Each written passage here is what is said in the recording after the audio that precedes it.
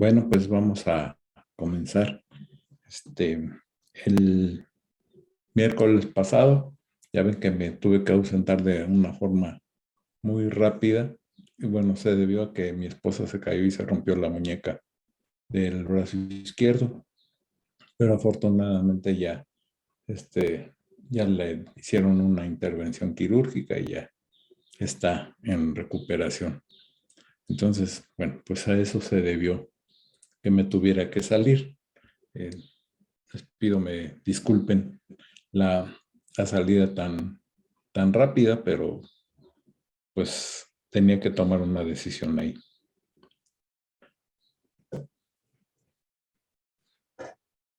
Bien.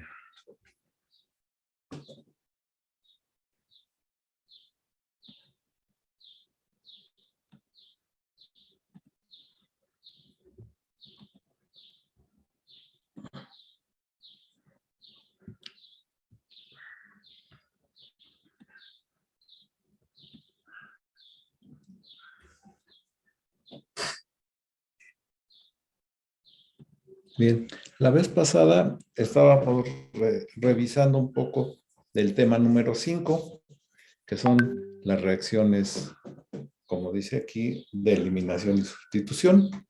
¿Sí estamos bien? ¿Estábamos en eso? Sí, profe. Sí. Ajá, y bueno, aunque aquí en el programa vienen primero los mecanismos de eliminación y después vienen los de sustitución, se me hace más apropiado verlos al revés, ¿sí? Que empecemos por las reacciones de sustitución nucleofílica, que son el punto 5.4, ¿sí? Y bueno, vamos a después a integrar las reacciones de eliminación, de eliminación.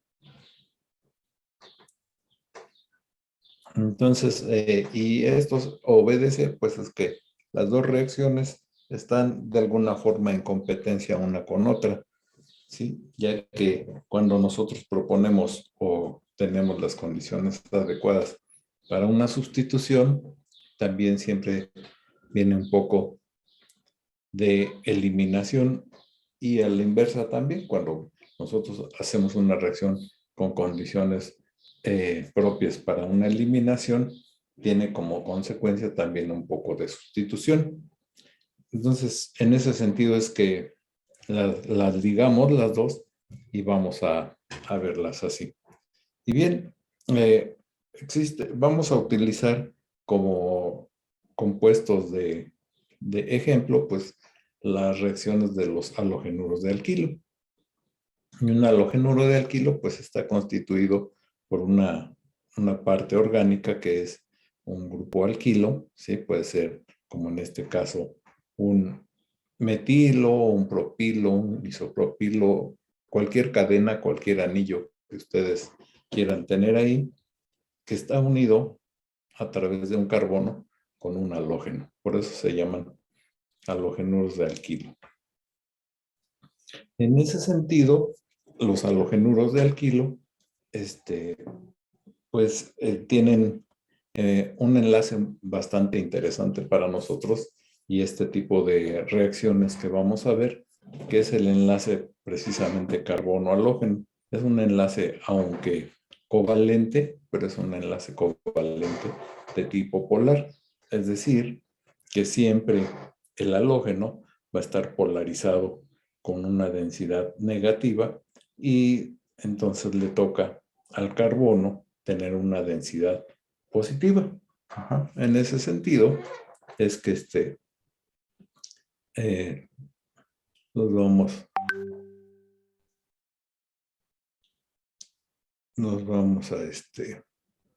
a, a ver. Sí, ya entró Sunni. Sunni. Sunni. ¿Ha entrado Sunni? No, profe, todavía no. Creo que está en sala de espera. A ver. Sí.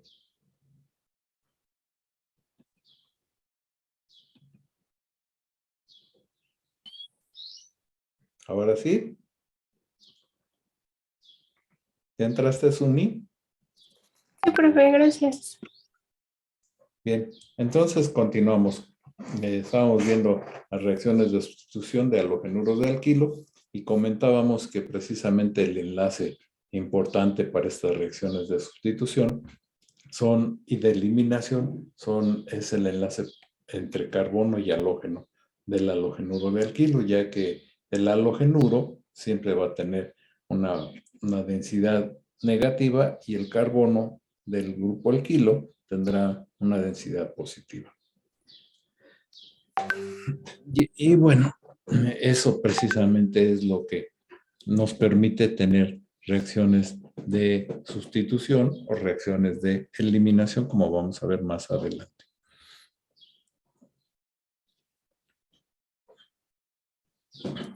¿Sí? Los halogenuros de alquilo, como les decía, ¿ven bien la presentación? Sí. Sí. Sí, profe, yo sí la veo bien. Okay.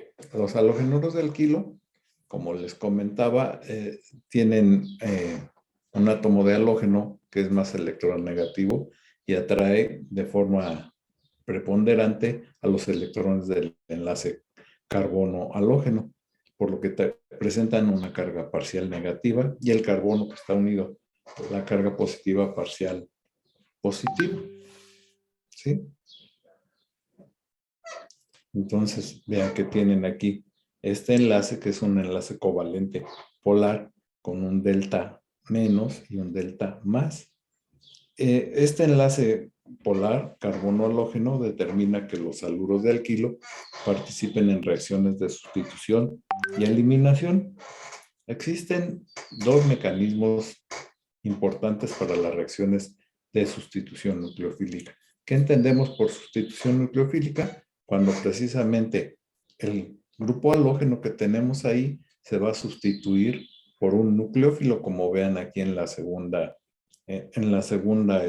fórmula que tienen aquí que NU, que es un nucleófilo de pares de electrones no compartidos, va a acercarse o va a atacar al carbono polarizado con una deficiencia electrónica, con un delta más, y va a salir el halógeno con un delta menos para darnos como resultado una reacción en donde se está sustituyendo el halógeno por el nucleófilo.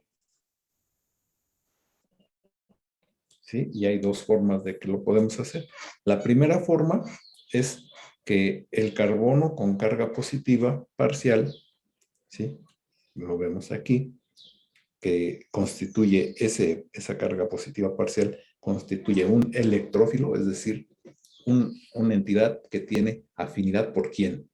Por los electrones, por eso se llama electrófilo, ¿sí? Y a medida que el nucleófilo se acerca, el nucleófilo es una entidad ya sea con pares de electrones no compartidos o con una carga negativa, que tiene a su vez afinidad por los centros deficientes en electrones.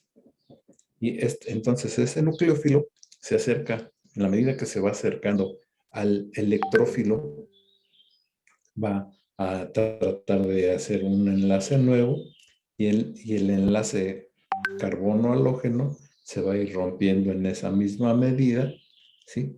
De tal manera que nos da una reacción de sustitución, en donde en esta forma de sustitución no se presentan intermediarios reactivos, es decir, no hay ni generan cargas ni positivas ni negativas. ¿Ok? Esa es la primera forma de hacer una reacción de sustitución. En la segunda, el enlace carbono-halógeno del halogenuro de alquilo se rompe de manera heterolítica, ¿sí? Es decir, el halógeno se lleva el par de electrones del enlace carbono-halógeno, ¿sí? Dejando un intermediario al cual denominamos carbocatión, un intermediario en donde el carbono en ese momento tiene una carga positiva. Le llamamos carbocatión o ion carbonio también, un electrófilo, ¿verdad? Y sale al romperse de manera heterolítica, se genera el ion carbonio y un halogenuro. Posteriormente, en un segundo paso, en esta manera de hacer la sustitución, el nucleófilo que va a sustituir al halogenuro es que se adiciona al ion carbonio o carbocatión, ¿sí? Para darnos el producto final de sustitución. ¿De qué depende cómo un halogenuro de alquilo escoja una u otra forma de reaccionar? Es decir, de la forma en que no genera intermediarios y en un solo paso da la reacción de sustitución, o en la segunda forma en donde genera un intermediario y en 2 pasos da el producto de sustitución. ¿De qué dependerá? Bien, vamos a analizar esto para que lo vayamos entendiendo. ¿Sí? Primero vamos a ver una reacción de sustitución nucleofílica 2, dice ahí. Dice 2 porque es una reacción que se llama sustitución nucleofílica bimolecular. B con B, no dimolecular, sino bimolecular. Dice, se puede aprender mucho acerca de un mecanismo de una reacción estudiando su cinética. ¿Sí saben lo que es la cinética, muchachos? ¿Alguien me puede explicar qué es una cinética? ¿Energía de movimiento? Bueno, esa es energía cinética, pero una cinética de una reacción, claro, tiene que ver con los movimientos, puesto que está ahí, como lo dice su compañero, pues está implicada energía de movimiento. Pero una cinética de una reacción es cuando nosotros ponemos 2 reactivos y vamos midiendo sus tiempos en los que, cómo van reaccionando. O sea, desde el momento en que nosotros, si pueden ver el dibujo que está hasta abajo, a la izquierda, pueden ver que en este momento, por ejemplo, estamos poniendo bromuro de metilo más un ion hidróxido, ¿sí? Y entonces vamos a medir la cinética de reacción. Vamos a medir la energía que se requiere para que ocurra la reacción, y vamos a ver también el avance de la reacción, es decir, cómo los reactivos que tenemos ahí en la parte izquierda del esquema, cómo esos reactivos se van a ir transformando en productos. ¿Sí? Si ven el producto, es un producto de sustitución, en donde el bromuro de metilo con el hidróxido de sodio reaccionaron para dar un alcohol, que es el metanol, más un ion bromuro, un producto de sustitución. Entonces, una cinética de reacción tiene que ver con los tiempos en los que, cómo va avanzando la reacción, cuánto se tarda la reacción en dar, por eso se llama cinética de reacción, y también tiene que ver con los requisitos energéticos, como lo vemos en este esquema. ¿Sí? ¿Se entiende? ¿Se entiende? Sí, Lo que mide una cinética. Bien. Entonces dice que de una reacción podemos aprender mucho acerca de los mecanismos de la reacción estudiando su cinética y los factores que afectan su rapidez. Dice, la rapidez de una reacción de sustitución nucleofílica como la de bromo-metano, que tenemos aquí, la primerita reacción, con un ion hidróxido, depende de la concentración de ambos reactivos. ¿Cómo creen que se pudo establecer esto? Que la rapidez dependía de ambos reactivos. Pues es un experimento bastante fácil, ¿no? Si nosotros ponemos una cantidad de bromometano y ponemos un equivalente del ion hidróxido, un equivalente químico, ¿sí saben lo que son los equivalentes? ¿Cómo se equivalen las moléculas? ¿Saben? Muchachos, no, profe. ¿no? Bueno, sí saben, pero ahorita no lo recuerdan, pero vamos a recordarlo rápidamente. Nada más déjenme que pueda abrir mi cámara. Ok, aquí estamos. Ahora sí, ya abrí mi cámara, ahí alcanzan a ver mi pizarroncito, ¿sí, verdad?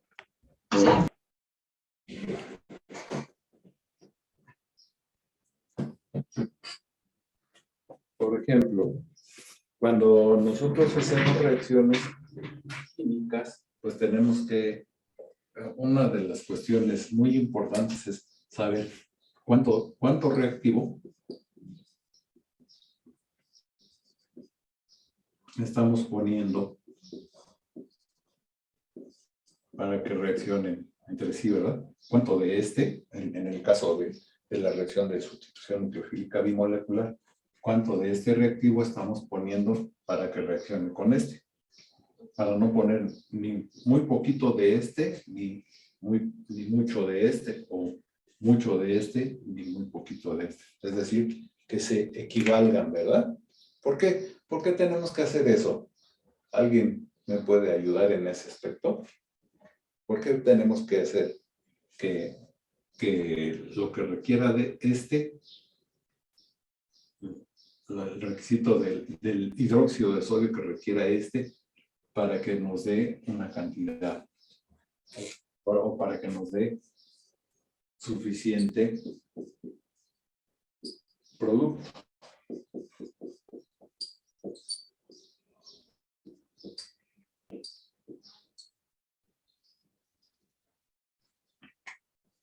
¿Cómo es que se equivale?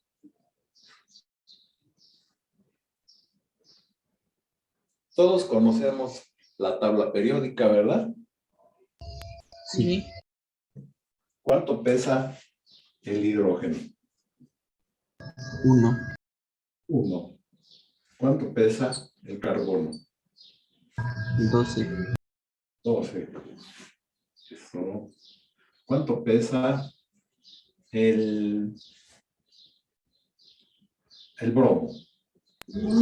80. 80. Sí, 79 y fracción, pero bueno, está bien 80. ¿Cuánto pesa el sodio? 23. 23. El oxígeno, ya habíamos 16. Y el hidrógeno, ya habíamos dicho que pesa 1. ¿Por qué creen que tienen esos pesos? ¿Qué utilidad le vemos para ver estos? Con esos pesos atómicos, nosotros podemos sacar el peso de cada una de las moléculas que se nos ocurran, ¿verdad? Como en este caso. Aquí tenemos que el bromuro de metilo tiene un bromo que pesa 80 ¿qué? Gramos ¿por qué? Por mol. Por mol. El hidrógeno que pesa 1 gramo, ¿sí? Y bueno, como son 3, entonces son 3 gramos y el carbono pesa 12 gramos, ¿sí? Y entonces cuando nosotros hacemos la suma de todo esto, ¿cuánto nos da?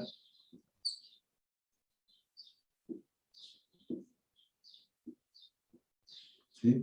Esto quiere decir que una molécula de gramos, ¿sí? ¿Sí me explicó? Sí. Bien. Y ahora, de este otro, ¿cuánto pesa el sodio? Pues ya tenemos aquí 23 gramos. El oxígeno, 16 gramos. Y el hidrógeno, 1 gramo.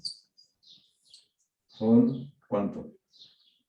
10, 2, 3, 4. ¿Sí? Una mol, o sea, una molécula de hidróxido de sodio pesa 40 gramos por mol. ¿Sí? O sea que si nosotros ponemos el términos de peso, 95 gramos de bromuro de metilo y 40 gramos de hidróxido de sodio, estamos poniendo un mol de este y un mol de este. ¿Cuánto esperan obtener de alcohol? En las mejores condiciones. En las condiciones ideales, pues deberíamos de obtener, como está la ley de la conservación de la materia y de la energía. Si nosotros aquí tenemos un mol de materia y aquí tenemos otro mol de materia, pues vamos a tener aquí, en condiciones ideales, tendríamos que tener también un mol, ¿verdad? De hidróxido de sodio, y este bromuro estaría como, digo, de hidróxido de sodio, de metanol, y este estaría como bromuro de sodio. También tendríamos un mol. ¿Sí me explicó? Sí. Bien. Entonces,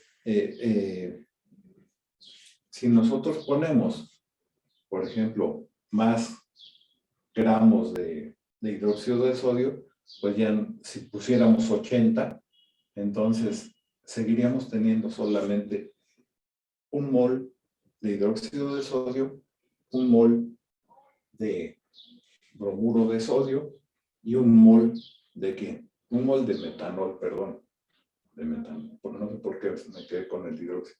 Un mol de metanol, un mol de bromuro de sodio y lo restante que nos quedó, ¿verdad? Porque aquí solamente de los 80 que pusiéramos, si nos ponemos 80, aquí,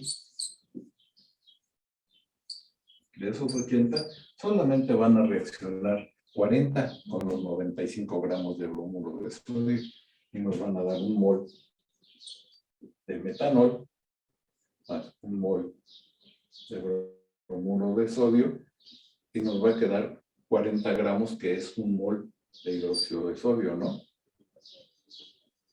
¿Sí? ¿Sí me explicó? Entonces, para eso nos sirve, bueno, el que nosotros podamos hacer esos cálculos para que nosotros, en primer lugar, dependiendo de la reacción, aquí porque si ustedes ven la reacción, se van uno a uno. Hay reacciones que en donde un mol, por ejemplo, de este, reacciona con 2 moles de este.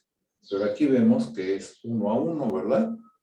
Y entonces ya sabemos que tenemos que poner 95 gramos por mol, que es un mol de bromuro de metilo, y solo 40 gramos de hidróxido de sodio, que es un mol precisamente de hidróxido de sodio. ¿Ok?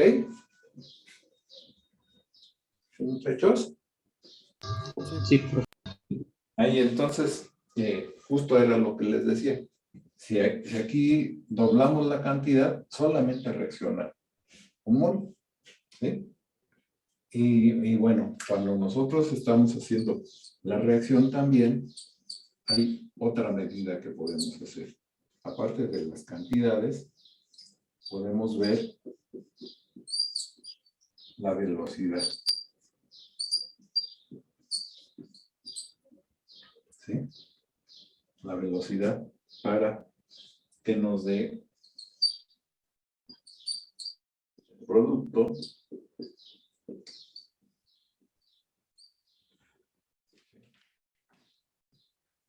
si nosotros ponemos un mol de este y un mol de este, tendrá una velocidad, no sé, vamos a poner cualquier velocidad. Digamos que una velocidad igual a 1. ¿Sí?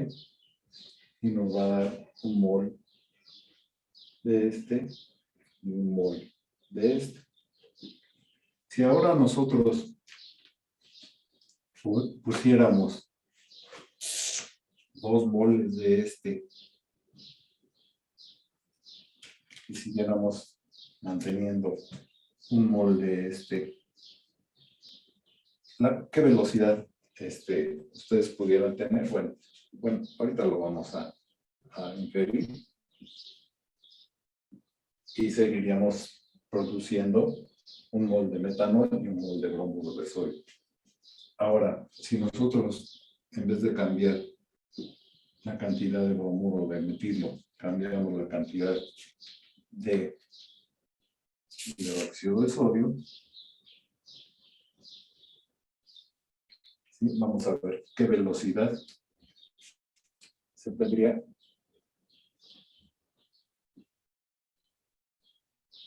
para obtener un mol de cada uno de estos. Esta velocidad que puse aquí, ¿cómo creen que se determinó? ¿O cómo se determina? Hay una constante de velocidad que vamos a ver un poquito más adelante, pero ¿cómo la determinarían de manera práctica en el laboratorio? Pues muy fácil, ¿no? Cuando ustedes ponen las dos, tanto los 95 gramos de bromuro de metilo como los 40 de hidróxido de sodio, en ese momento con un cronómetro van midiendo la velocidad, ¿sí? Van midiendo el tiempo que se tarda en producir metanol y bromuro de sodio, ¿sí? Y entonces, bueno, aquí yo puse la velocidad, vamos a ponerle así para que sea más 10 minutos, para que sea más creíble para nosotros, ¿sí? Así lo podemos hacer, ¿sí? Entonces es una manera fácil de hacer o de medir la velocidad de la reacción. ¿Estamos de acuerdo? ¿Sí se entiende? Sí. ¿Sí? Bien, cuando nosotros, bueno, ya lo tenemos como estándar, como patrón, ¿verdad? Que un mol de este y un mol de este, en 10 minutos nos dan la reacción. Pero si ahora nosotros decimos, ¿y qué tal si podemos bajar este tiempo poniéndole 2 moles de bromuro de metil y un mol de hidróxido de sodio? Y entonces hacemos lo mismo, ¿no? Ahora ponemos, en vez de 95 gramos, 95 por 2 moles de bromuro de metilo y solo 40 gramos de hidróxido de sodio. ¿Y qué creen que lo que sucedió?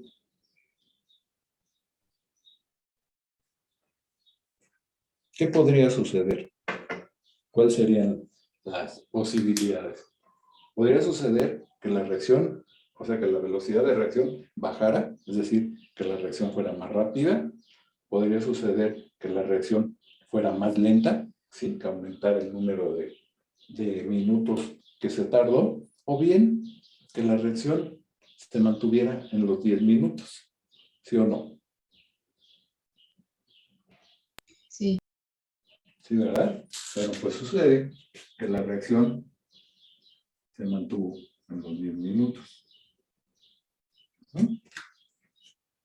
Y luego, bueno, ya que probaron que entonces el subir la cantidad de bromuro de metilo no aumentaba en nada la velocidad de reacción, bueno, ya tienen ahí ese dato. Ahora van a comprobar qué ocurre si subimos la cantidad de hidróxido de sodio. Igualmente, ¿no? Ponen un mol de bromuro de metilo, un mol de hidróxido de sodio, toman el tiempo para que les dé un mol y un mol. Y observan que también aquí la velocidad se conservó.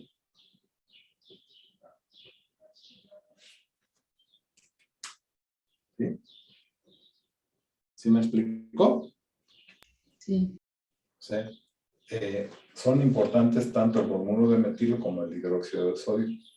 ¿Qué ocurre si teniendo esto, vemos que un mol y un mol es la velocidad, dan una velocidad ideal y que aunque nosotros aumentáramos esta cantidad, sigue siendo 10 minutos, aunque nosotros aumentáramos esta cantidad, sigue siendo 10 minutos.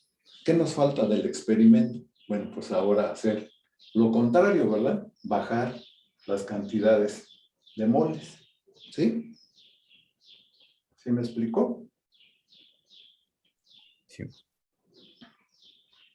Sí. Aquí estamos viendo que es importante que ambas, ¿no? Pero vamos a ver qué sucede si bajamos o si bajamos y después si aumentamos las dos cantidades. ¿Sí me explicó? Voy a borrar esta parte. Ahorita ya vimos cómo aumentando el bromuro de metilo no ocurre nada, ni aumentando el hidróxido de sodio tampoco ocurre nada. Pero, ¿qué pasará si ahora baja la cantidad? ¿Sí? Si en vez de poner un mol de bromuro de metilo, nosotros ponemos 0.5. ¿Sí? 0.5 más un mol de hidróxido de sodio y nosotros vamos a estar esperando que nos dé esto, ¿verdad? Pero vemos que casualmente, bueno, no nos va a dar esto, nos va a dar solo 0.5 moles de metanol, pero la velocidad sigue siendo 10 minutos. Y si nosotros también aquí hacemos lo mismo, en vez de un mol de hidróxido ponemos medio, y acá solamente uno, igual la velocidad seguirá siendo la misma. Y ahora solamente nos falta saber qué pasará si nosotros ponemos de 3 moles, ¿sí? Aumentamos bromuro de metilo y del hidróxido de sodio también 3 moles. ¿Qué creen que pase? Pues sucede que la velocidad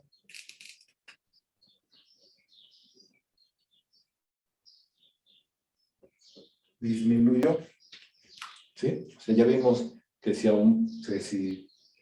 si subimos cualquiera de ellas no pasa nada, que si bajamos cualquiera de ellas no pasa nada. Pero cuando subimos las dos, ¿qué pasa? ¿Qué pasa? Disminuye la velocidad. Esto quiere decir que la reacción es que más lenta o más rápida. Más rápido. Más rápida, ¿verdad? Bueno, pues así en las reacciones de sustitución nucleofílica y molecular, ¿sí? Por eso se llaman así, porque la velocidad de reacción depende de ambas moléculas. Por eso se llama bimolecular, ¿sí? ¿Se me explicó? Sí. Y entonces, se sabe eso, ¿no? Que en las SN2, si nosotros aumentamos la concentración de ambos reactivos, la velocidad va a disminuir. En cuanto no lo sé, ¿no? Esto nada más me lo inventé, pero es para que ustedes lo entendieran, ¿sí?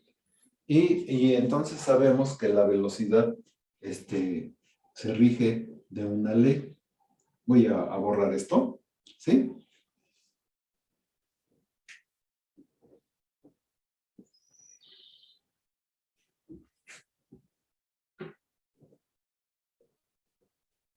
La velocidad para las reacciones de sustitución nucleofílica bimolecular se rige por una ley que es la velocidad es igual a la constante de velocidad por la concentración del,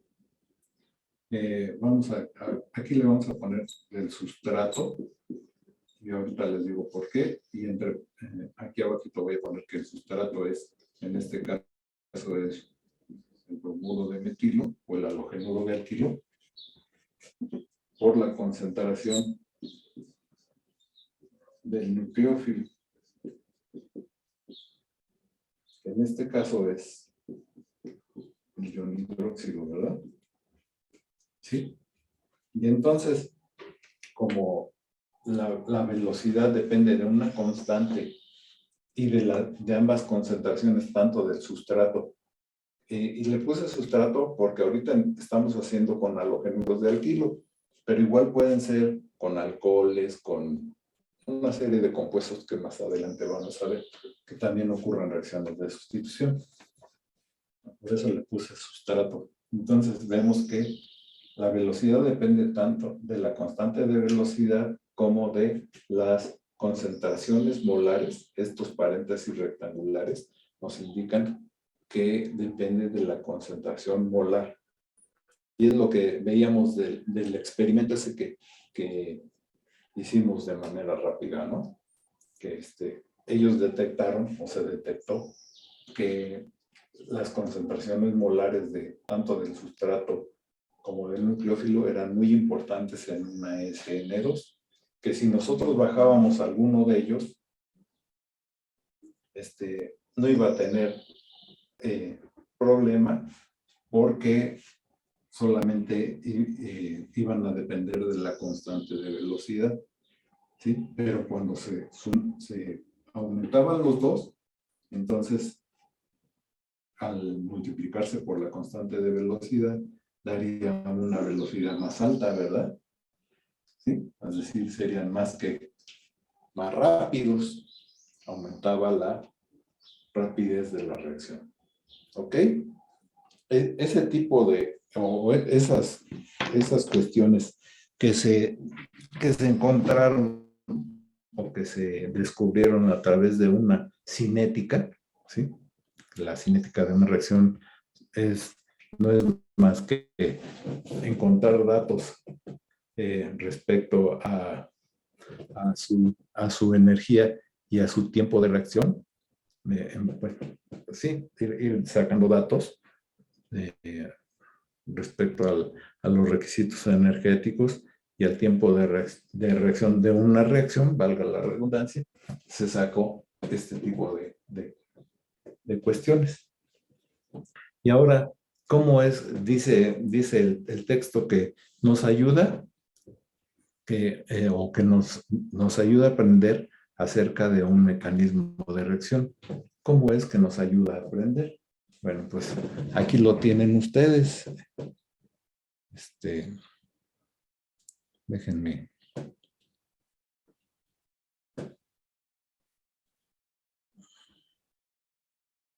Voy a hacer, ok. ¿Cómo es que nos ayuda a saber más sobre el mecanismo de reacción? Pues vean, aquí está la rapidez o la velocidad. Fíjense lo que les decía yo hace ratito, la ley de rapidez, constante de rapidez por la concentración molar del haluro del kilo y por la concentración molar del nucleófilo. Eso fue lo que se encontró. Y aquí podemos ver en la gráfica que tienen en la gráfica A que el mecanismo es consecuente con lo que aquí vemos, que los reactivos tienen una cierta energía y que a la hora de aplicarles energía para que ocurra el rompimiento y la formación de nuevos enlaces, pues sí, ¿para qué? Para transformarse en productos. Primero es una elevación de la energía libre, aumenta la energía libre hasta un punto, en donde tienen aquí una especie, pues no puede ser ni un intermediario, este se llama un estado de transición. ¿Por qué no es un intermediario? Vean que este carbono que tienen aquí, ¿cuántos enlaces tiene?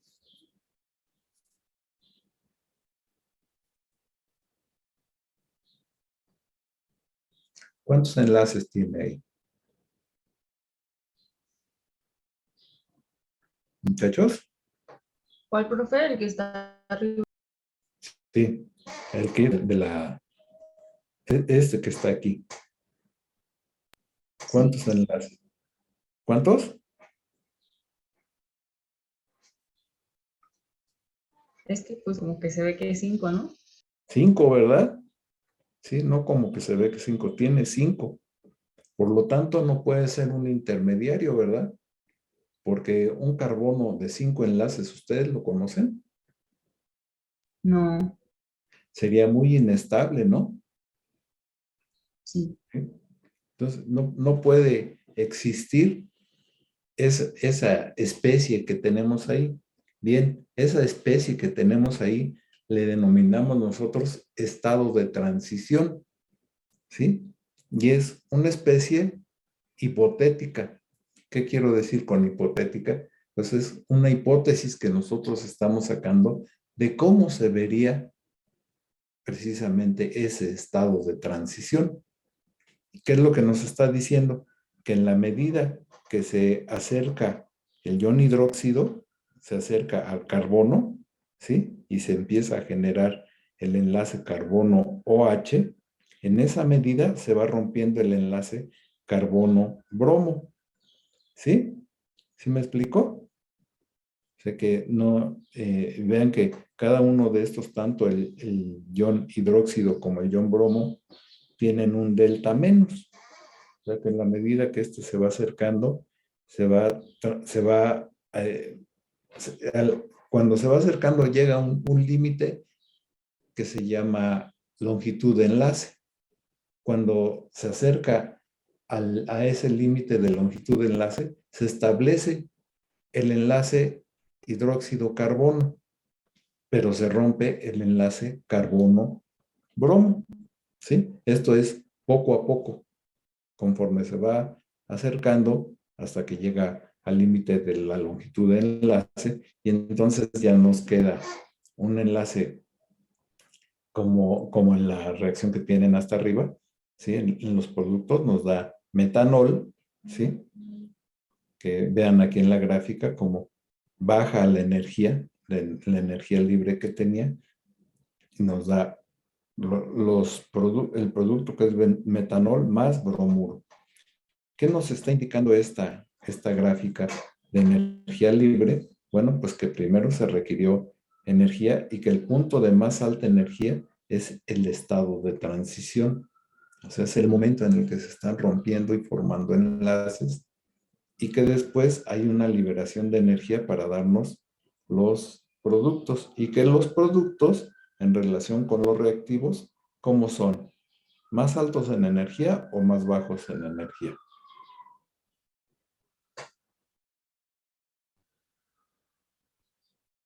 ¿Cómo son? Más bajos, ¿no? Más bajos, ¿verdad?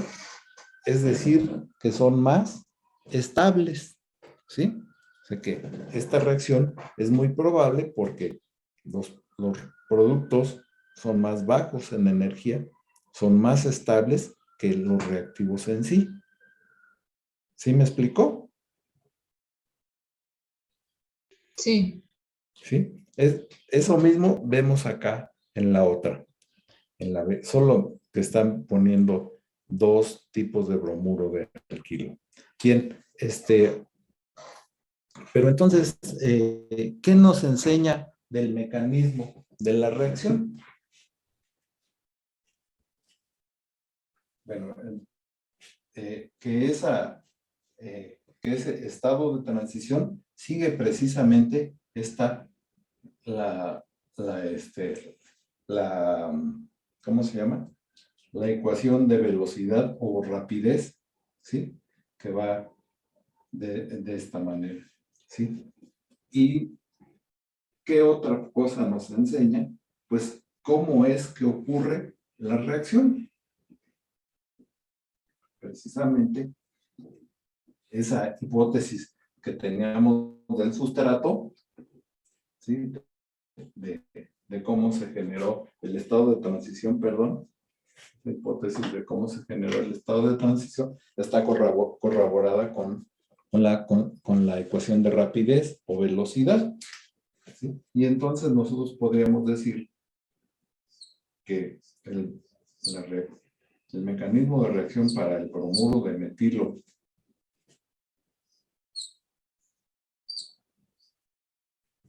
depende, bueno, aquí voy a poner hidróxido de sodio, ocurre de la siguiente manera.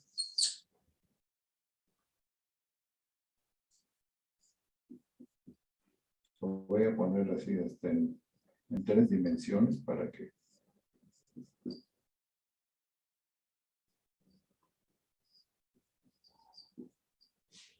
el bromuro de metilo, en el momento en el que se va uniendo el hidróxido de sodio, el enlace carbono-bromo se va rompiendo. Y por eso los pongo a ambos punteados, para que este carbono no presente 5 valencias. Va a presentar, cuando solamente está unido con este, 4 valencias, y sería el producto, y cuando está unido con este solamente, pues sería el reactivo, ¿verdad? Entonces, ese estado de transición tiene un signo, este símbolo, que significa estado de transición, nos está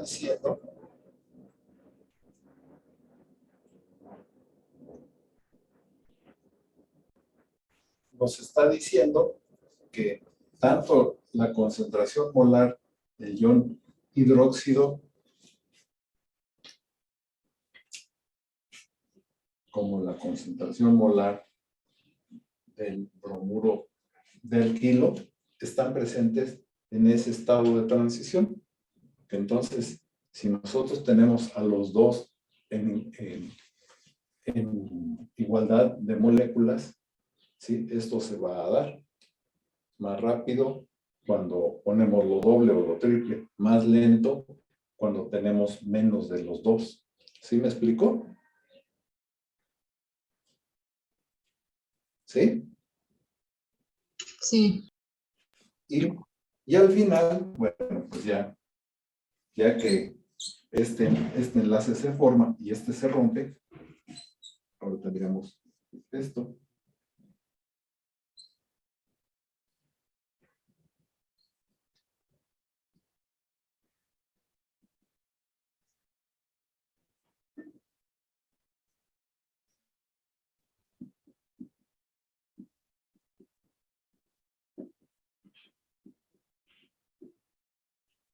¿Sí? El alcohol más el ion bromuro. ¿Sí? Pero aquí lo importante fue que la reacción, que el mecanismo de reacción implica a ambos reactivos.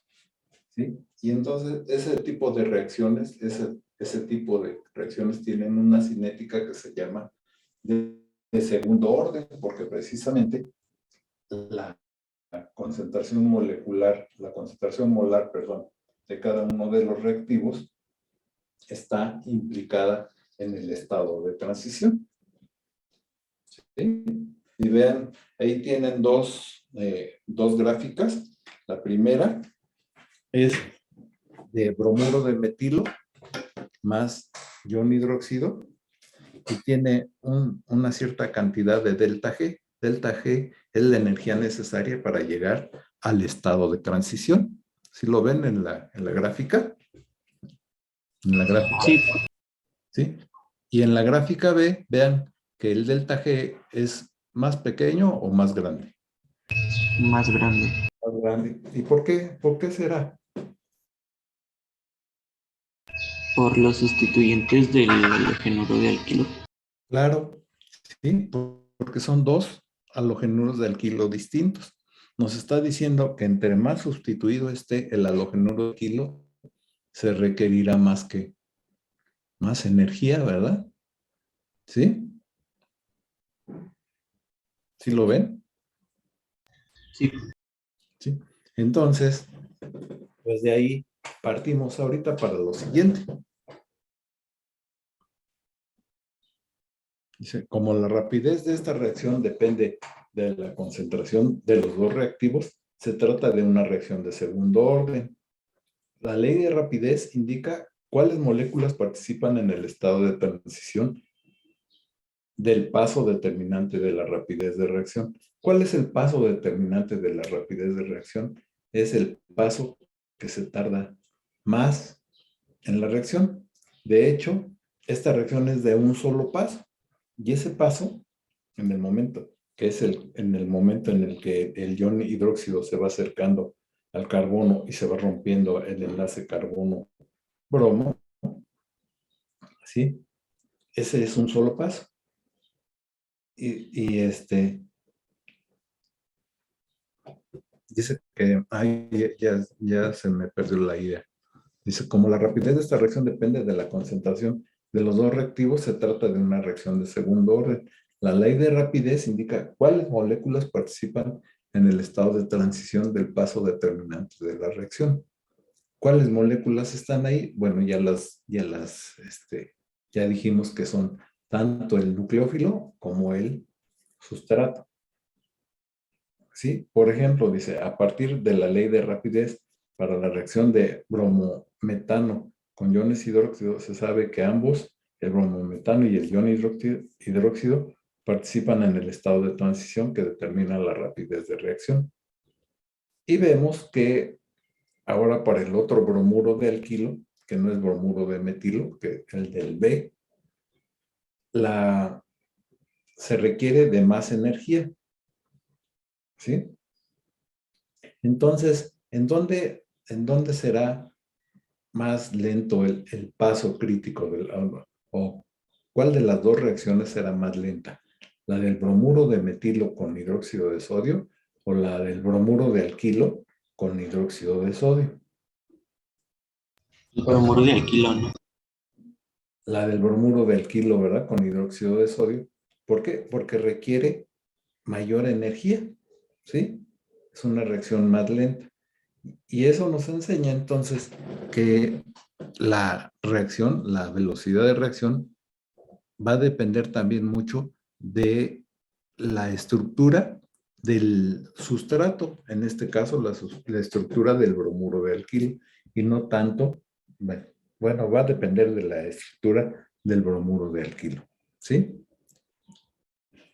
Y que entre más sustituyentes tenga ese carbono, será más difícil hacer la reacción de sustitución nucleofílica bimolecular. Y bien, en ese sentido, nosotros tenemos varios tipos de bromuro de alquilo. Vamos a verlos aquí rápidamente. Cuando hablo así, ¿me escuchan? Sí. Sí, profe. ¿Sí? Bueno, aquí podremos decir que tenemos un bromuro de alquilo. Voy a poner X como cualquier halógeno. ¿Sí? Ese es un tipo de bromuro de alquilo.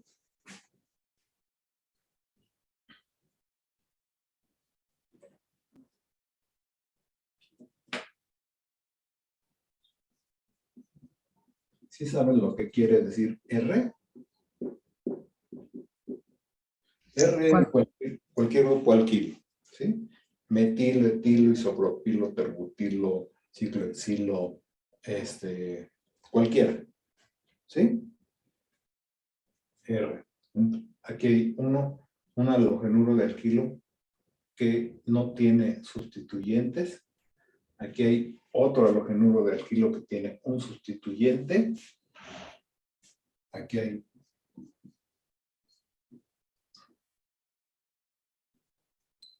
otro halogenuro de alquilo que tiene dos sustituyentes. Y aquí hay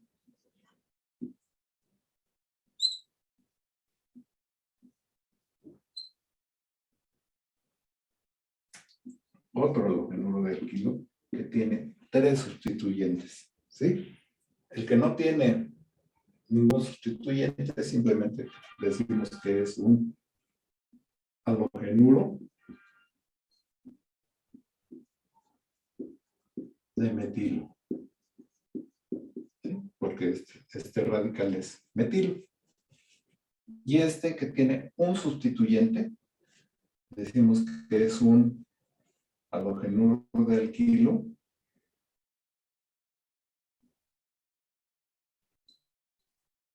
así, halogenuro de alquilo primario, ¿sí? Porque tiene un sustituyente. Este que tiene dos será un halogenuro de alquilo, ¿de qué tipo? Que tiene dos. Secundario. Y este que tiene tres, ¿qué será? Un halogenuro de alquilo terciario. ¿Sí? Entonces, básicamente tendremos estos 4 halogénuros de alquilo. ¿Sí? ¿Y qué va a pasar? Y ustedes me van a ayudar ahí en entenderlo. Cuando el nucleófilo, como en el caso del hidróxido, se va acercando a un halogenuro de metilo, ¿tendrá algún problema acercarse al halogenuro de metilo si solamente tiene puros hidrógenos y el halógeno? ¿Tendrá algún problema de efecto estérico? ¿Sí saben lo que es el efecto estérico? ¿Sí saben? ¿Sí? El efecto estérico es el debido al volumen de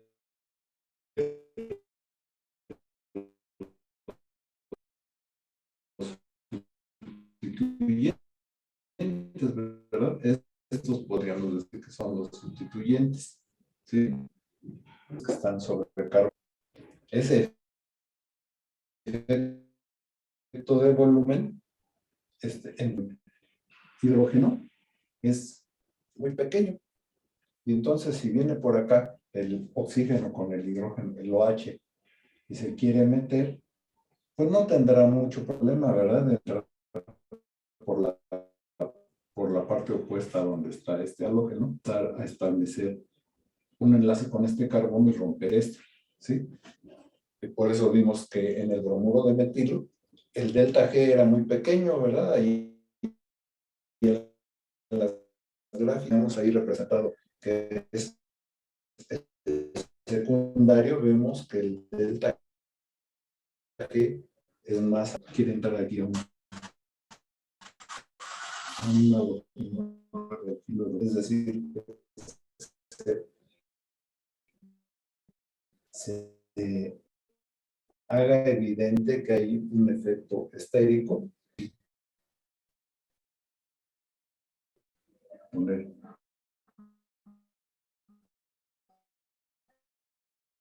un grupo etilo, ya tienen un efecto de volumen mayor que si tuviéramos solamente hidrógenos, ¿verdad?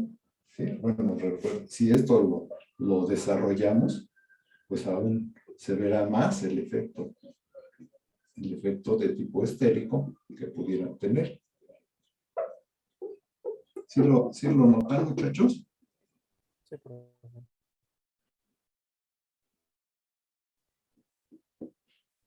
Sí, ya no nada más es el volumen de los hidrógenos, sino es el volumen que ocupan los carbonos y los hidrógenos. Entonces ya es un volumen más grande, que para que pueda entrar aquí un hidróxido, pues va a costar más, y por eso es que el delta G ahí se va a costar más en energía, ¿sí? Para que puedan acercarse aquí y romper esto. ¿Sí? Entonces, de ese experimento, de lo que de la cinética también se saca que dependiendo del tipo de halogenuro de alquilo o del tipo de sustrato, un sustrato con poca efecto estérico, como son los sustratos del tipo halogenuro de metilo o sustratos primarios, no tendrán tanto problema. Ya los sustratos de tipo secundario y terciario, estos tendrán quizás un poco de problema, pero todavía será posible que den una SN2, pero sustratos de tipo terciario difícilmente darán una reacción de sustitución nucleofílica ni molecular, porque el efecto estérico aquí es tan grande que la energía tendría que ser muy grande para que pudiera ocurrir. ¿Sí me explicó? Sí, profe. Sí. Sí, profe. Ok. Entonces, vemos, seguimos.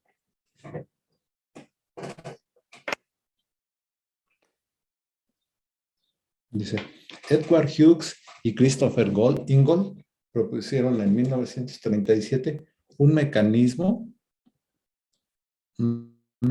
para la reacción de sustitución nucleofílica bimolecular que describe paso a paso el proceso por el cual los reactivos se convierten en productos. Es una teoría que se ajusta a las evidencias experimentales acerca de la reacción, ¿sí?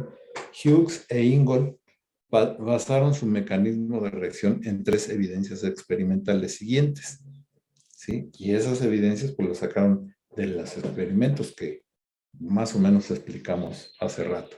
La rapidez de la reacción depende de la concentración del haluro de alquilo y también de la concentración del nucleófilo. Lo anterior significa que los dos reactivos participan en el estado de transición para el paso determinante de la rapidez de reacción, como nos los muestra en la gráfica. ¿Sí? ¿Estamos de acuerdo? Esa es la primera evidencia. La segunda evidencia es que conforme se sustituyen sucesivamente los hidrógenos del bromometano por grupos metilo, la rapidez de la reacción con determinado nucleófilo disminuye en forma progresiva. Y vean aquí, con bromuro de metilo, que es un bromuro de alquilo, el que tiene menos efecto estérico, con bromuro de metilo, la rapidez relativa de la reacción fue de 1200. Cuando se puso bromuro de etilo, que es un halogenuro de alquilo primario, porque ya tiene un grupo metilo, ¿sí? Entonces la rapidez relativa bajó de 1200 a solo 40, ¿sí? Cuando se puso bromuro de propilo, que sigue siendo un halogenuro de alquilo de tipo primario, ahora en vez de tener un metilo, tiene un etilo, sigue siendo primario, pero bajó aún más a 16, ¿sí? Vean que el aumento en el volumen de estos grupos hace que la rapidez relativa baje. Cuando se puso con bromuro de isopropilo, un halogenuro de alquilo de tipo secundario, ¿sí? Solamente llegó a 1. Se bajó tanto que solamente llegó a 1. Y cuando se puso con bromuro de terbutilo, un halogenuro de alquilo terciario, la reacción fue tan lenta que simplemente no se dio o se da demasiado lento. De tal manera que, bueno, aquí lo importante de estos resultados es que entre menos volumen estérico tenga el halogenuro de alquilo, la reacción de sustitución nucleofílica bimolecular será más rápida y por lo tanto pues será mejor, será más eficiente la reacción. ¿Sí? ¿Sí lo ven, muchachos? Sí. Esa es la segunda evidencia de Hughes e Ingold. Y la tercera evidencia es que la reacción de un haluro de alquilo en el que el halógeno está unido a un centro asimétrico, como aquí en el R2 bromobutano, ven que es un halogenuro de alquilo, pero ópticamente activo. ¿Por qué ópticamente activo? ¿Alguien me puede decir por qué? Digo que el R2 bromobutano es ópticamente activo.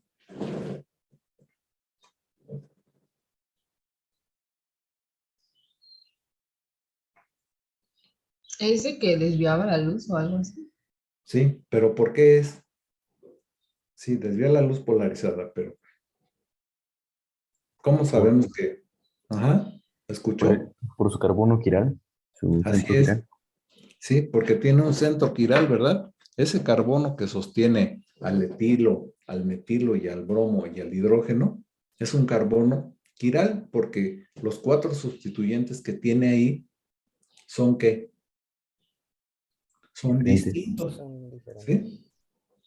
¿Sí? Y entonces vean que cuando Hughes e Ingold trabajaron con el R2 bromobutano, o sea que tenía una configuración determinada, al hacer la reacción de sustitución nucleofílica bimolecular y obtener el producto, aislaron un producto y luego le tomaron la configuración absoluta y observaron que tenía la configuración opuesta a la que tenía originalmente el reactivo. El reactivo era R y ahora el producto es S. Y eso es congruente con la hipótesis que nosotros tendríamos, en donde el nucleófilo entra por la parte opuesta a donde va a salir el halogenuro, ¿sí? El ataque por la parte opuesta, ¿sí? Cuando se va formando el enlace, porque si entrara por la misma parte, el mismo halogenuro también le estorbaría para entrar al nucleófilo, ¿verdad? Pues tiene que entrar por la parte opuesta, ¿sí? En la medida que va estableciendo un enlace con el carbono, se va rompiendo el enlace carbono-halógeno y ahora nos da el producto más el halogenuro. Pero el producto ahora tiene una configuración opuesta a la que tenía el reactivo, ¿sí? Entonces, esa es otra evidencia. Entonces, decimos que cuando tenemos halogenuros de alquilo que tienen un centro asimétrico, o sea, que son ópticamente activos, vamos a obtener el enantiómero la estereoquímica opuesta al que tenía el reactivo. ¿Sí me explicó? Sí, profe. ¿Sí? Yo creo que más que la explicación, las imágenes son más claras, ¿verdad? Bien, y con esos dos, o con esos tres evidencias, pues entonces se observó qué factores influyen sobre las reacciones de sustitución nucleofílica bimolecular. Y primero, bueno, se observó el tipo de grupo saliente. Vean ¿qué hacían? Hacían reaccionar con el mismo nucleófilo. Hay 4 reacciones que son con el mismo nucleófilo, que son halogenuros de alquilo ¿de qué tipo? ¿De qué tipo son los halogenuros de alquilo que están aquí en la tablita?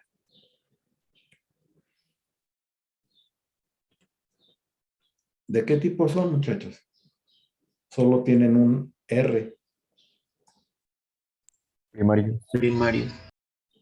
Todos son primarios. O sea, estamos, para que no nos vaya a afectar eso, hacemos con el mismo nucleófilo y solo halogenuros de alquilo primarios. Y lo único que se varía es el grupo saliente. O sea, uno es yoduro, el otro es bromuro, el otro es cloruro y un cuarto es fluoruro, para ver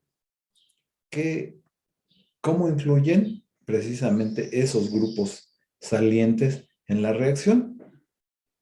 Y entonces ocurren y se toma la rapidez relativa, la velocidad, ¿sí? Cuando ocurren con un yoduro de alquilo primario, con un nucleófilo que es hidróxido, nos da un alcohol y un yoduro y la rapidez relativa es de 30,000.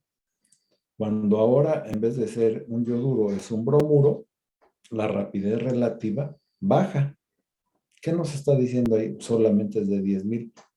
¿Qué nos está diciendo ahí? Que como grupo saliente el yoduro es mejor o peor grupo saliente que el bromuro. Es mejor. ¿No escuché bien? Es mejor. Es mejor, ¿verdad? Vemos que el yoduro tiene una rapidez relativa mucho más alta que la del bromuro. Y ahora comparando con el cloruro, vemos que el yoduro tiene una rapidez relativa de 30,000 y el cloruro de solo 200. Entonces también es mejor el yoduro, ¿verdad? Y si lo comparamos con el fluoruro, vemos que el yoduro tiene una rapidez de 30,000 y el fluoruro solo de 1. ¿Qué estamos viendo aquí? Que el yoduro es el mejor grupo saliente que pudiéramos tener. Es decir, que si nosotros queremos tener una reacción de sustitución nucleofílica bimolecular, digamos, modelo, tendríamos que tener un halogenuro de alquilo un yoduro de metilo o un yoduro primario, en el mejor de los casos, ¿sí?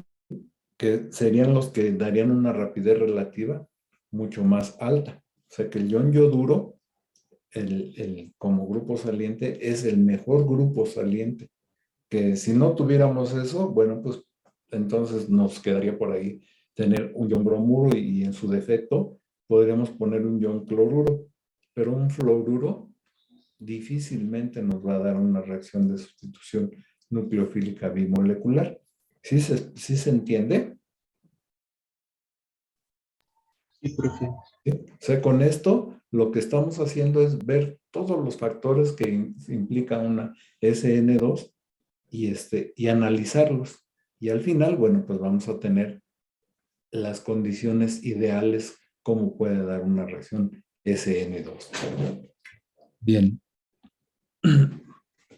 De acuerdo con la rapidez de reacción relativa, se puede ver que el yoduro es el mejor grupo saliente y que el fluoruro es el peor. Lo anterior conduce a una importante regla. Mientras más débil sea la basicidad de un grupo, mejor será su capacidad como grupo saliente. ¿Sí? Dice, la razón es porque las bases débiles son bases estables, con facilidad retienen los electrones que antes compartían. Y sí, es entendible, ¿verdad? Si nosotros vemos un átomo de yodo, o un átomo de cada uno de los halógenos que tenemos ahí, más o menos en su tamaño relativo, podríamos entender el por qué.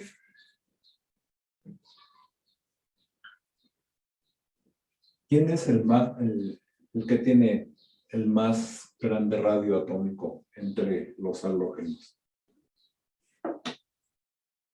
¿Saben? ¿Quién tiene el más grande radio atómico? El yodo, ¿verdad? El yodo tiene, hagan de cuenta, un radio atómico así. El bromo, un radio atómico así. El cloro, un radio atómico así. Y el flúor, un radio atómico así. ¿Sí se alcanza a ver? ¿Sí? Sí.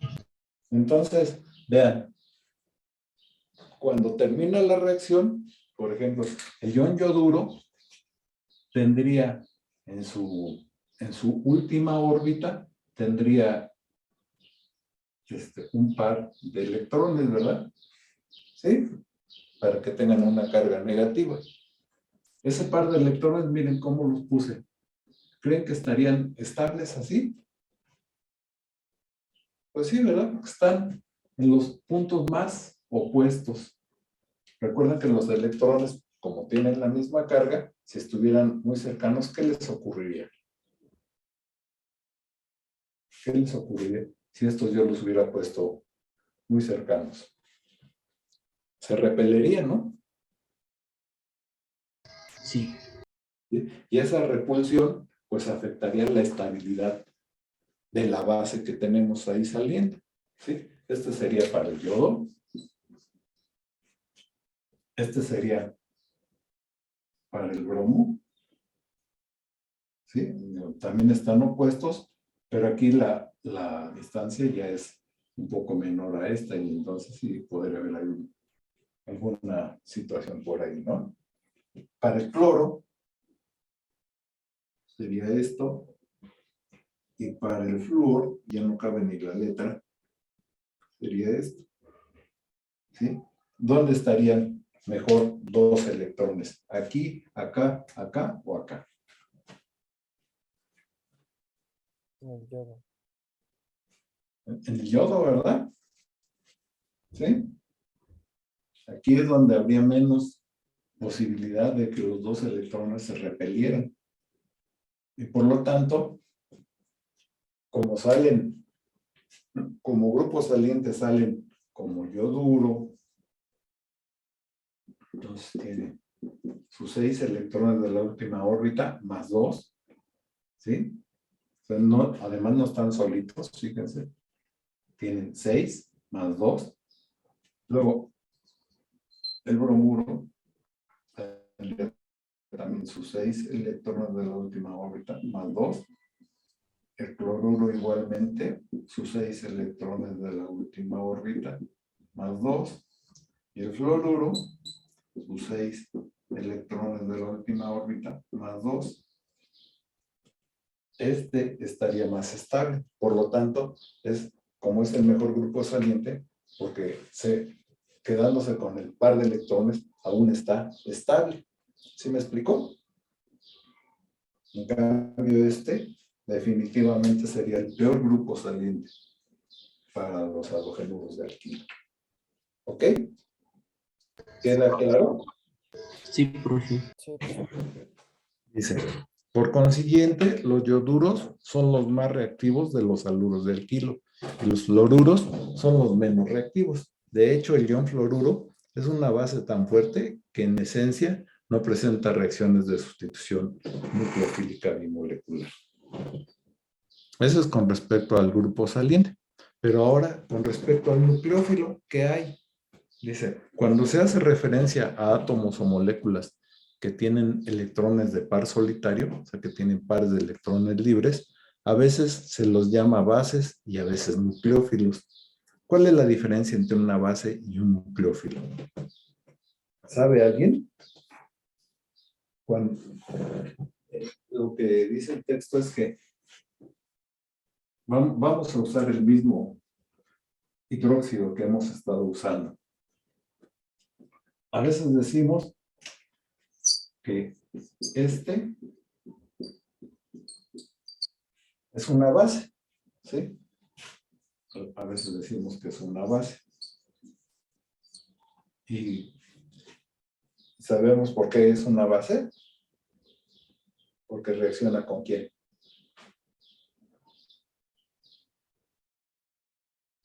¿Con quién reacciona? ¿Con quién reacciona una base, muchachos?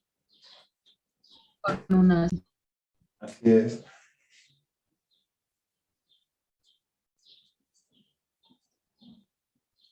Con un ácido. Por ejemplo, puede ser un protón. ¿Sí? Y a veces decimos que es un nucleófilo. Como en este caso, ¿verdad? Nucleófilo.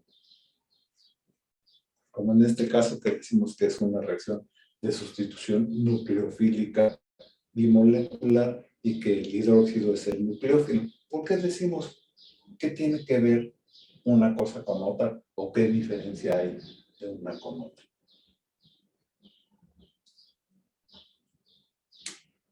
El nucleófilo es cuando reacciona, como lo vimos en la ecuación, con un carbono que es deficiente ¿en qué? En electrones, ¿sí? Entonces, básicamente esa es la diferencia. Cuando nosotros nos referimos al ion hidróxido como base, es porque está reaccionando con un ácido, o sea, con un protón, con un hidrógeno. Y cuando nosotros nos referimos al ion hidróxido como nucleófilo, es que está reaccionando con un carbono deficiente en electrones. ¿Estamos de acuerdo? Sí, profe. Sí. No olviden esto, que es importante. Dice, ¿cuál es la diferencia entre una base y un nucleófilo? Basicidad es una medida de que también un compuesto comparte su par de electrones no enlazado. Mientras más fuerte sea la base, mejor comparte sus electrones. La basicidad se mide con una constante de equilibrio, llamada constante de disociación de ácido, Ka, e indica la tendencia del ácido conjugado de la base a perder un protón. ¿Sí? Cuando reacciona con un protón, entonces es una base. En cambio, la nucleofilicidad o nucleofilidad Es una medida de la facilidad con la que un compuesto puede atacar a un átomo deficiente en electrones. ¿Sí? La nucleofilicidad se mide con la constante de rapidez. En el caso de la SN2, la nucleofilicidad es una medida de la facilidad con la que el nucleófilo ataca a un carbono sp3 unido a un grupo saliente. ¿Sí? O sea, a un halogenuro de alquilo en este caso, a un carbono que tiene una delta más. ¿Ok? ¿Estamos de acuerdo? Sí. Cuando se comparan moléculas que tienen el mismo átomo atacante, hay una relación directa entre basicidad y la nucleofilicidad. Es decir, cuando las bases más fuertes son las mejores nucleófilos, como en este caso, el ion hidróxido es una base fuerte y también es un buen nucleófilo. Una especie con carga negativa es una base más fuerte y también mejor nucleófilo que una que tenga el mismo átomo, pero que sea neutro. Así, el ion hidróxido es una base más fuerte y un nucleófilo mejor que el agua, ¿sí? Aunque el agua también tiene pares de electrones que podría ceder, pero es más fuerte el ion hidróxido que el agua. Las bases se describen como fuertes o débiles, los nucleófilos como buenos o malos, ¿sí? Entonces, una base fuerte es un buen nucleófilo, una base débil es un mal nucleófilo, ¿sí? Y vemos aquí, las bases más fuertes y mejores nucleófilos son el ion hidróxido, el ion metóxido, el ion amiduro, ¿sí? Y aquí el etilamiduro también.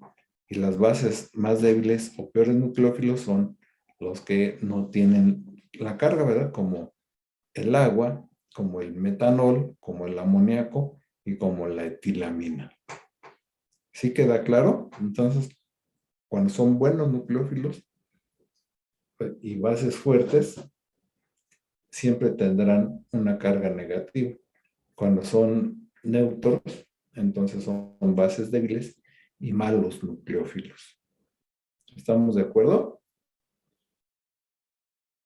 Sí.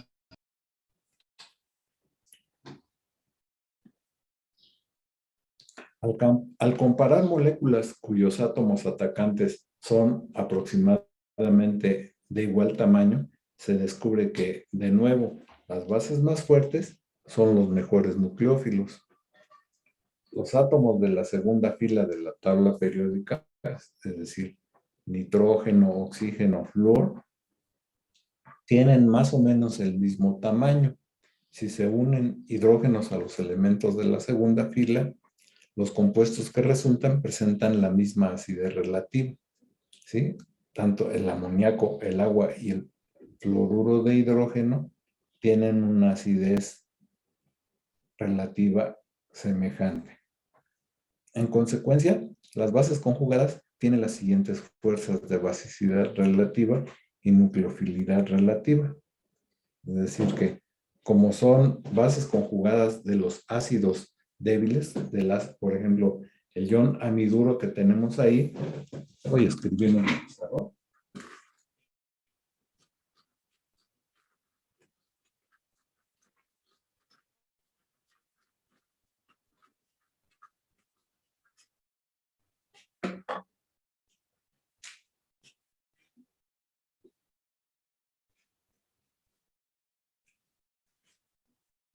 El ion amiduro es derivado de haber tomado un protón del amoníaco. Este es el amoníaco. Si al amoníaco nosotros le podemos quitar un protón,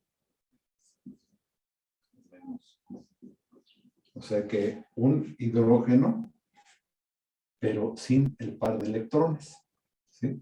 Entonces nos va a quedar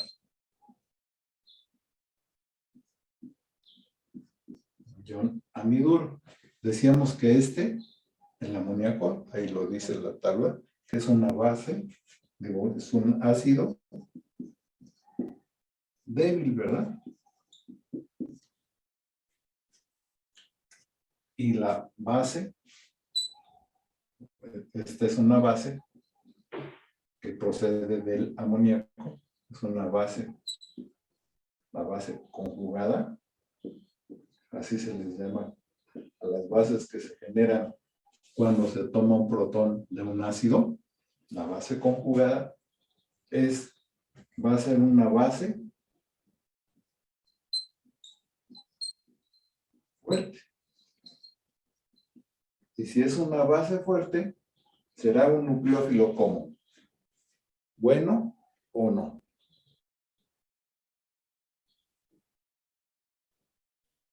¿Cómo será? ¿Perdón? Será mejor nucleófilo. Será un buen nucleófilo, ¿verdad?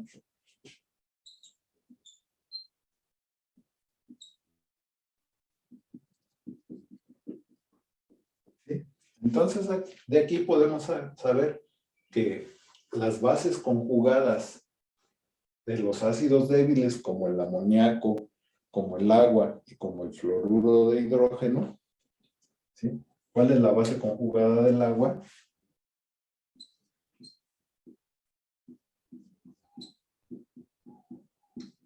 La base conjugada es el ion que el ion hidróxido, es una base fuerte también, y del fluoruro de hidrógeno, ¿cuál es la base conjugada?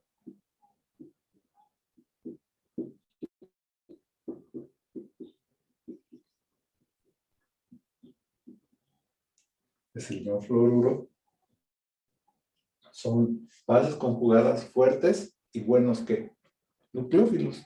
Recuerden que el fluoruro como grupo saliente era malo, pero como nucleófilo puede ser muy bueno. ¿Sí? ¿Estamos de acuerdo? Entonces, aquí lo importante de esto es que los ácidos débiles como el amoníaco, el agua, el fluoruro de hidrógeno, cuando se les quita un protón, nos dan sus bases conjugadas, y las bases conjugadas son bases, como el ácido es débil, la base ahora es fuerte, son bases fuertes y son buenos nucleófilos. ¿Sí?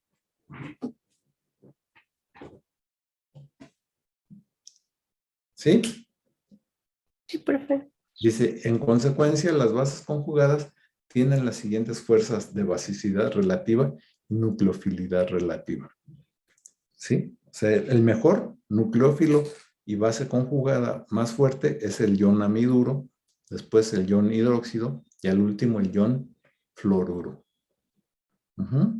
Como nucleófilos también el amiduro es el mejor, después el ion hidróxido y al último el fluoruro.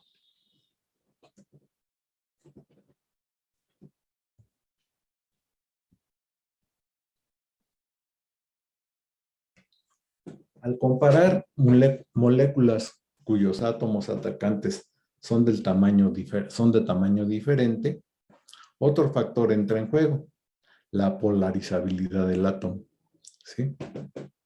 Como en el átomo más grande los electrones están más lejos, no se retiene con tanta fuerza y en consecuencia pueden moverse con más libertad. ¿A qué le llamamos polarizabilidad?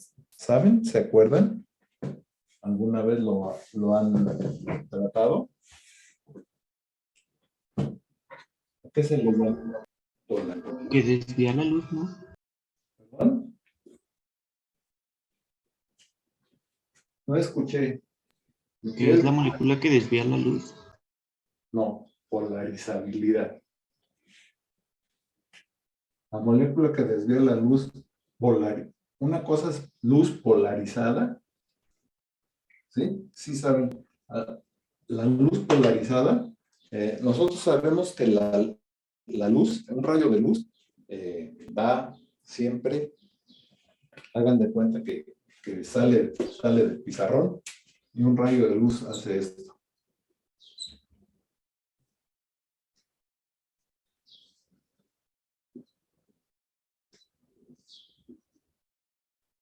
Que va a vibrar en todos los sentidos, ¿sí? Se va vibrando así, así, así, así, y sale un rayo de luz.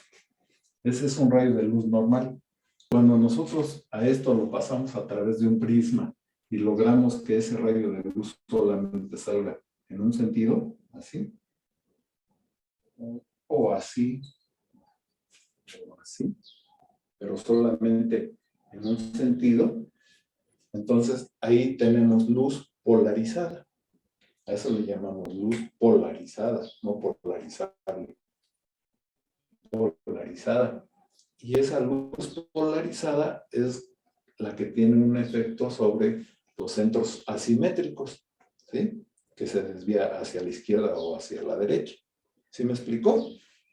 Pero aquí estamos hablando de la polarizabilidad de los átomos, ¿sí? La polarizabilidad de los átomos tiene que ver con, bueno, tiene un efecto muy claro en el tamaño de los átomos. Si un átomo que tiene su núcleo aquí y tiene sus electrones por acá, en un momento dado nosotros lo podemos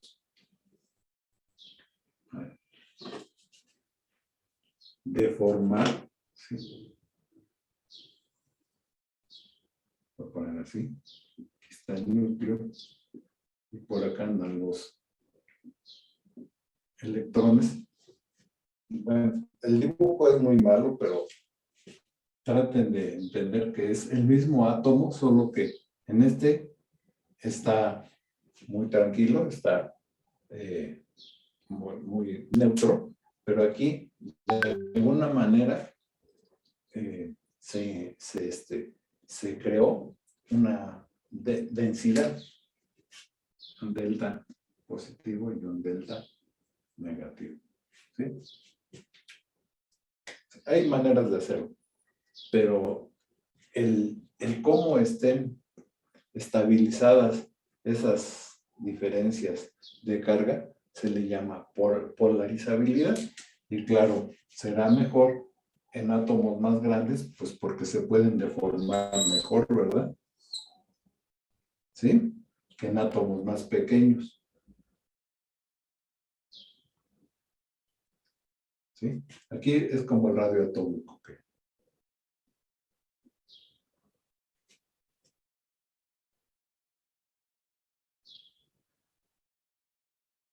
Y aquí está el núcleo y aquí están. ¿En dónde estaría más estabilizado? Electrones aquí, miren, muy próximos, que tendrían muchos problemas por repulsión entre ellos, ¿sí? Y aquí un núcleo, pues que casi los estaría atrayendo también. Entonces esta no se podría polarizar tanto como uno que fuera más grande, ¿verdad? Aquí la polarización sería muy difícil. ¿Sí me explicó? Sí. ¿Sí? Entonces, los átomos que tienen radios atómicos más grandes son también átomos muy polarizables, ¿sí? Se les puede inducir una polaridad. Es como cuando ustedes acercan un imán a otro, están induciendo, ¿no? Esa atracción magnética, ¿sí? Entonces aquí también la polarización se induce.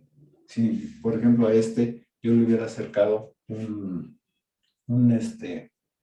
¿qué será? Puede ser un imán con el polo negativo, ¿sí? Que lo voy acercando acá. Entonces eso haría que el núcleo lo atrajera hacia acá y los electrones fueran hacia acá. Ahí estamos polarizando el átomo a los dos. ¿Cuál sería o cuál estaría un poco más estable? ¿Un átomo así pequeñito o un átomo de estos? Uno más grande. Casi no los escucho. El más grande por el espacio entre los electrones. Claro, el más grande, ¿verdad? Sí, este sería más polarizable. Bien, entonces dice aquí que al comparar moléculas cuyos átomos atacantes son de tamaño muy diferente, otro factor entra en juego. la polarizabilidad. O sea, entre más fácil se pueda deformar el átomo, es más polarizable. Como en el átomo más grande los electrones están más lejos, no se retienen con tanta fuerza y en consecuencia pueden moverse con más libertad hacia una carga positiva. El resultado es que los electrones pueden traslaparse con el orbital de carbono desde más lejos, ¿sí? Esto da como resultado mayor grado de enlace en el estado de transición, haciendo que resulte más estable. Traduciendo esto, tenemos aquí dos átomos con tamaños muy distintos y con polarizabilidad también muy distinta. El ion yoduro, ¿sí?, que sería un nucleófilo muy polarizable porque tiene un átomo muy grande con respecto al flúor, sería más polarizable el ion yoduro que el ion fluoruro. Entonces, el hecho que sea muy polarizable hace que se pueda acercar más eficientemente al carbono, ¿sí? Pues precisamente por esa deformidad, ¿sí? Esa deformidad que estábamos viendo hace un rato, este delta negativo, haría que se acercara más o que se pudiera empezar a enlazar desde más lejos el carbono, ¿sí? Y por lo tanto, este sería un estado de transición mejor, más rápido, digamos, se formaría este estado de transición y la reacción pues sucedería de una manera más rápida que si nosotros pusiéramos un nucleófilo menos polarizable, requeriría de que esta distancia entre el nucleófilo y el carbono fuera más corta, ¿sí?, para que pudiera establecer un enlace. Aquí vean que el fluoruro dice que está poco enlazado y aquí en cambio el ion yoduro está más enlazado ya, pues ya como se polarizó fácilmente, ya prácticamente está conformando el enlace y aquí este todavía ni lo inicia. Entonces, este estado de transición del ion yoduro y el halogenuro de alquilo es un estado de transición que requiere de menos energía, ¿sí? Y en cambio el del ion fluoruro y el halogenuro de alquilo requeriría de mayor energía. Por lo tanto, los nucleófilos polarizables son mejores que los menos polarizables. ¿Ok? ¿Estamos de acuerdo, muchachos?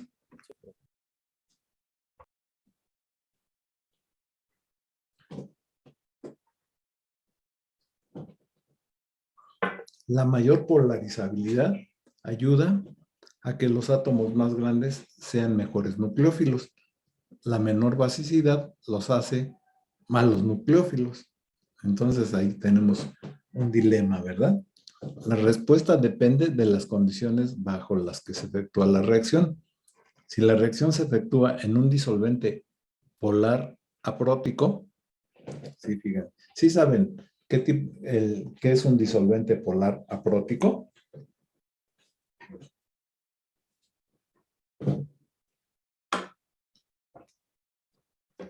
¿No? Que tienen enlaces covalentes, ¿no? Todos los disolventes tienen enlaces covalentes. Pero vamos a ver, hay básicamente tres tipos de disolventes en general. Los disolventes. Los apróticos son los que no tienen puentes de hidrógeno, ¿no? Así es. Hay disolventes como el agua que son disolventes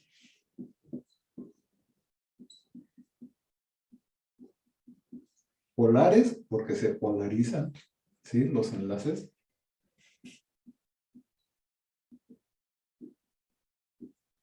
Y próticos,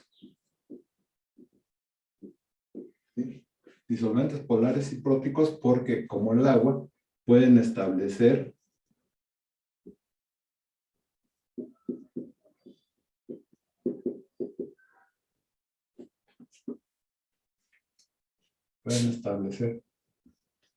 puentes de hidrógeno, ¿sí? Esto es un puente de hidrógeno. no es propiamente un enlace, pero es una fuerza de atracción entre el oxígeno, sus electrones, y el hidrógeno, que está polarizado positivamente. ¿Sí? Entonces, esos disolventes son polares y próticos. Y tenemos al agua, tenemos a los alcoholes también. ¿Sí? En general son disolventes polares y próticos. Otro tipo de disolventes son los polares y apróticos, como el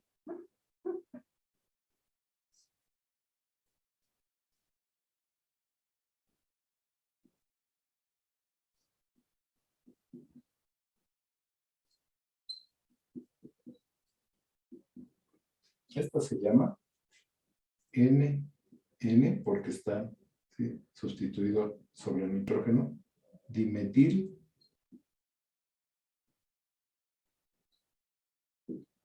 formamida. ¿Sí? Aquí está una amida del ácido fórmico, dimetil formamida.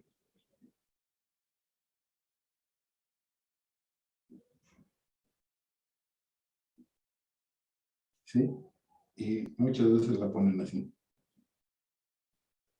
No ponen así.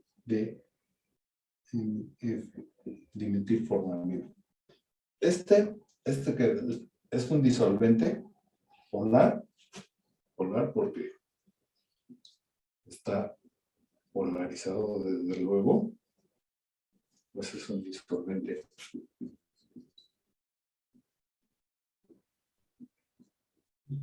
polar aprótico. Aprótico porque vean que en ningún momento los hidrógenos están ni sobre oxígeno ni sobre nitrógeno, sino aquí están sobre carbono, y entonces esto hace que no puede existir una polarización del hidrógeno y que no puede establecer puentes de hidrógeno. ¿Sí? Entonces los polares y apróticos no forman puentes de hidrógeno.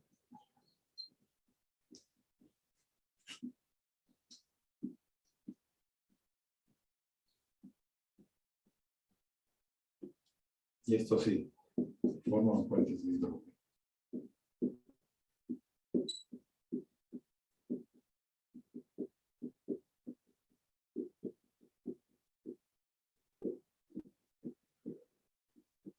Entonces ya llevamos. Bueno, entonces estos disolventes, aunque son polares, no forman puentes de hidrógeno. Tenemos la dimetilformamida, tenemos este otro disolvente que se llama tetrahidro.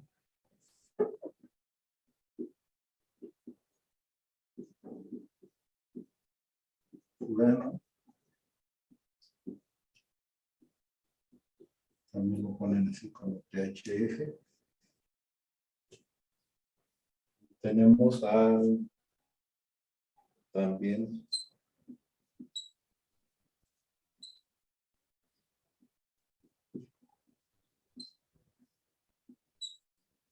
a este otro que se llama dimetil sulfóxido de metilo.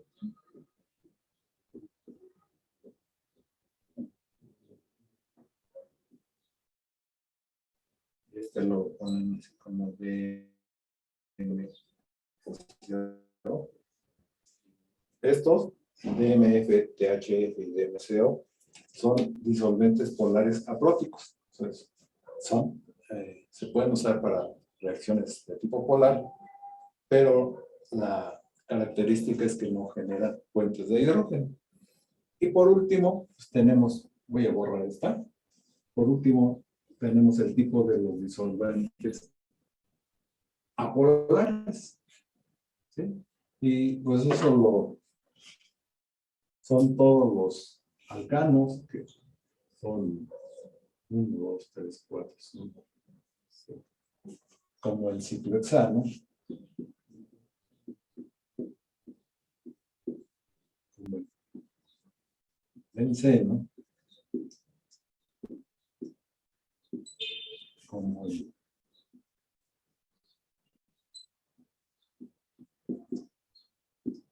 tolueno. Todos esos son disolventes que tienen solamente enlaces covalentes y que no están polarizados. Entonces estos son disolventes polares. Básicamente son esos 3 tipos de disolventes. ¿Ok? ¿Se entiende entonces por qué son uno y por qué son otro? Muchachos. Sí, profe. Perfecto, ya vamos a terminar esta y ahí le vamos a dejar para que continuemos la próxima clase. Dice, si bueno, decíamos que la mayor polarizabilidad ayuda a que los átomos más grandes sean mejores nucleófilos. La menor basicidad los hace malos nucleófilos. O sea, por ese lado está una característica, los ayuda a ser buenos nucleófilos, pero otra característica que es la menor basicidad los hace ser malos nucleófilos. Entonces, dice que la respuesta depende de las condiciones bajo las que se efectúa la reacción. Si la reacción se efectúa en un disolvente polar aprótico, o sea que no genera puentes de hidrógeno, la relación directa entre la basicidad y nucleofilicidad se mantiene. Las bases más fuertes siguen siendo los mejores nucleófilos en disolventes polares apróticos. En otras palabras, la mayor polarizabilidad de los átomos más grandes no compensa su menor basicidad. El ion yoduro es el peor nucleófilo de los iones haluro en un solvente aprótico, ¿sí? Entonces, aunque aquí dijimos que es muy polarizable, pero en un disolvente aprótico, polar aprótico, el ion yoduro no sirve como nucleófilo. En un disolvente prótico, la relación entre la basicidad y la nucleofilicidad se invierte. El átomo más grande es el mejor nucleófilo, aunque sea la base más débil. El ion yoduro es el mejor nucleófilo de los iones haluro en un disolvente prótico, ¿sí? Entonces, si nosotros lo hacemos en un disolvente prótico, entonces sí podemos usar el ion yoduro como buen nucleófilo. ¿Sí me explicó? Sí. Ok. Bueno, ahí le vamos a dejar. Después vamos a ver la influencia del disolvente sobre la nucleofilicidad, o sea, cómo actúa el disolvente en el nucleófilo. ¿Ok? ¿Alguna pregunta hasta ahorita, muchachos? No, profe. No, profe. Bueno, mañana como es día 10 de mayo, en la escuela no hay labores, por lo tanto, mañana no vamos a tener, ¿cómo se llama? No vamos a tener clase. Entonces, pues es un momento para que ustedes reconozcan y celebren a sus mamis porque mucho hacen por ustedes. Y bueno, pues les mando un saludo y una felicitación a todas sus madres. ¿Sí? Nos veremos el próximo miércoles. ¿Ok? Gracias, profe. Sí, profe, Gracias, muchas profe. gracias. Que la pasen muy bien y cuídenlas mucho. Sí, consiéntanlas. Gracias, Claro que profe. sí, profe. Profe, gracias. Gracias, hasta luego. Profe, que tenga bonita tarde.